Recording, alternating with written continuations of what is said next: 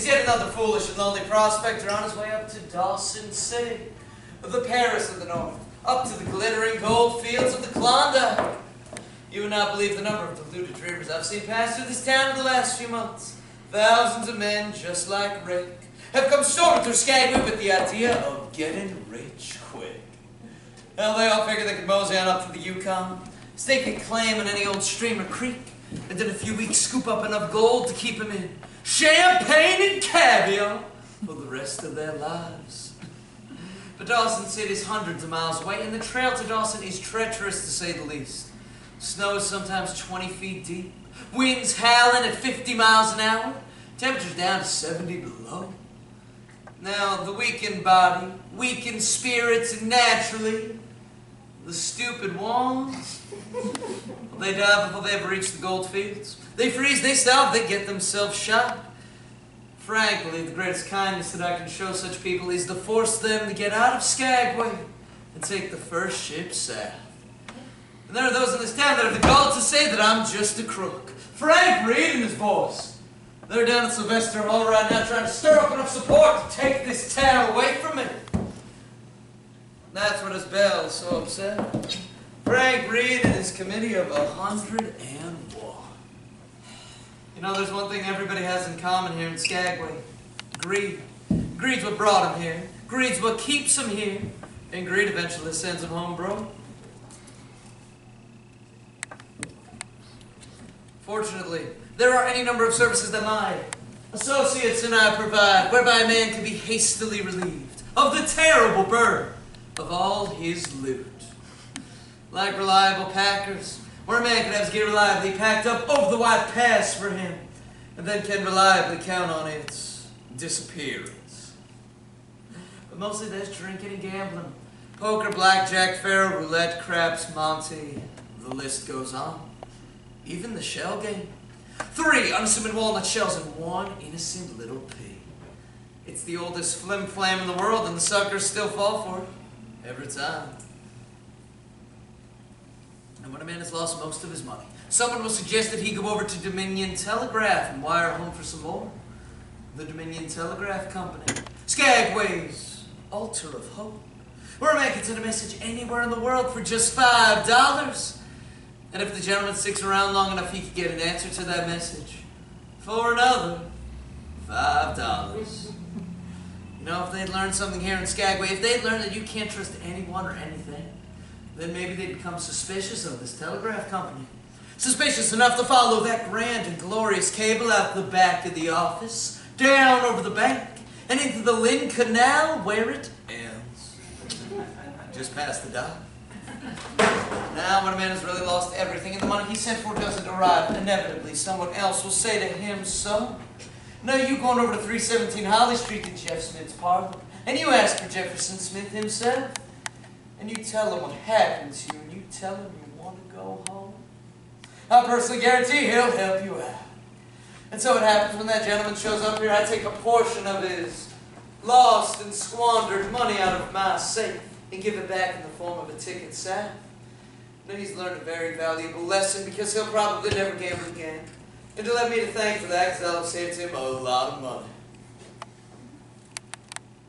But more importantly, when he gets on that ship and he leaves Skagway heading south, he leaves our town with 2 things. He leaves Skagway with his life, for heaven's sake. And he leaves Skagway with a soft spot in his heart for Jefferson Smith. Woo! Oh, my, Rick. You sure know how to show a girl a good time, sugar. All right, big boy. All good things must come to an end. Isn't Rick so cute? Rick comes on the stage.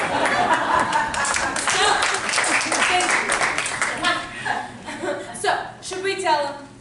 Just a little. All right. Everybody, I have a little announcement to make.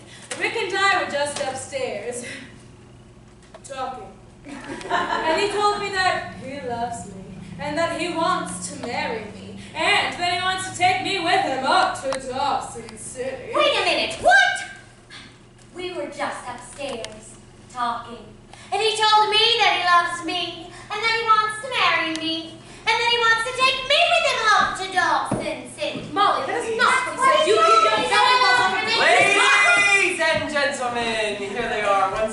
the lovely Miss Molly Few Clothes, and the talented Squirrel Tooth Alice. All right, Rick, you come here with me. Take a seat for me right here. Because I have a little song for you, Schnookums. Hold on, son. I think what she meant to say is that we have a little song for you, Sugar Lips. Cuddle Bear. Honey Bunny. Wookie Wookie. Tassy Wassy Lucy Lucy Wassy Wassy.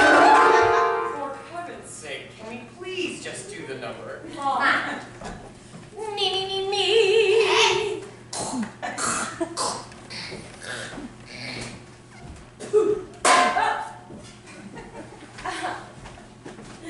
Ready?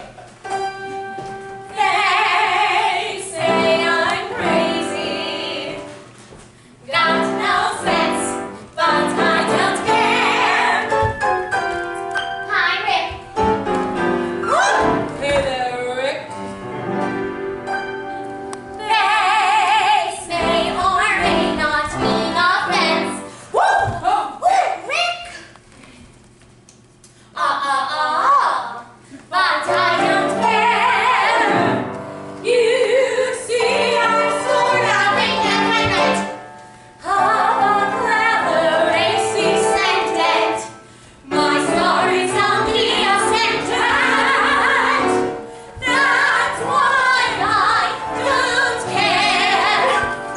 My stroke. Watch me, Rick, like a delicate swan. Molly?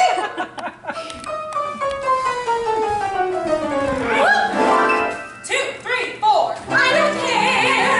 I don't care what they may think of me. I'm happy, go lucky, they say that I'm funny, so jolly and carefree. I don't care. I don't care if I do get some mean and stony stare. Peekaboo.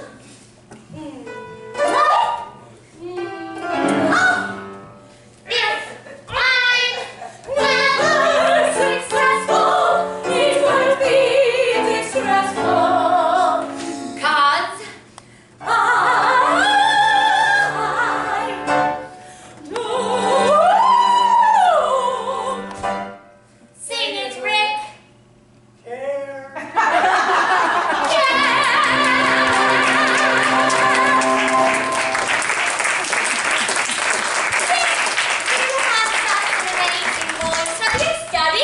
I bet it just comes naturally. Peter boy Sprinkle. Stand up for me, Rick. And right down here, Sugar Plum. Molly the Great. Now, you didn't think you were getting away from me that easily, did you? This is my favorite part of the show, where I get to undress him. What? Molly the Great. Now, you stand right there, and you let old Squirrel Tooth take care of everything. 'Cause, honey,